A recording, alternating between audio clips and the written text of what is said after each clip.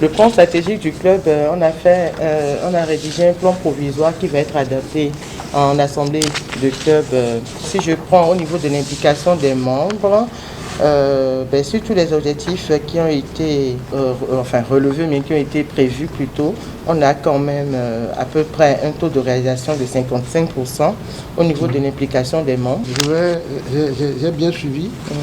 Je vais m'adresser individuellement au président de commission. D'accord?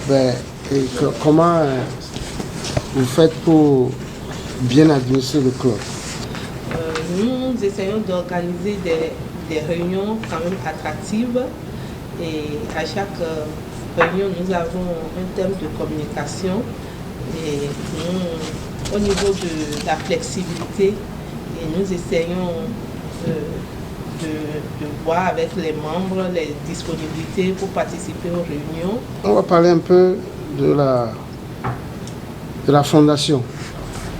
Pour la contribution au fonds annuel, on a prévu $1100. Actuellement, nous sommes à 106, mais nous avons mis en place un dispositif qui nous permet d'obtenir $100 au niveau de chaque membre. Nous avons eu à déjà réaliser 4 actions. Il nous reste 3 actions à réaliser. La première action de l'année, c'était bien sûr la semaine panafricaine où nous avons pu, avec tous les autres clubs Rotary du Bénin, a fait le dépistage de l'hépatite B et C. De tout ce que nous avons dit, sans effectif, nous ne pouvons pas le réaliser. Et d'abord, comment se fait la cooptation au niveau du club et comment se porte l'effectif du club?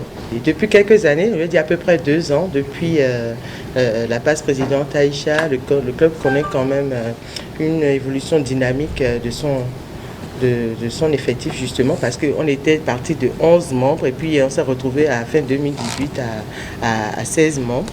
Mais en 2019-2020, qu'est-ce que vous avez prévu pour vous connecter à vous-même et connecter le monde? Nous faisons beaucoup de choses pour que le Rotary soit visible à travers notre club.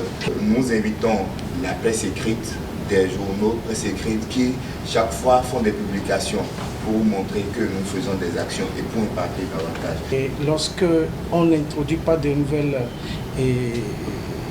des nouveautés à l'intérieur d'un processus habituel, l'habitude tue. Pour arriver à abandonner ces habitudes, c'est un autre processus. Et ce processus commence toujours par la décision que l'on prend soi-même de pouvoir introduire le changement. Nous sommes très contents de ton passage et des conseils que tu as prodigués tout le long et donc de ces séances.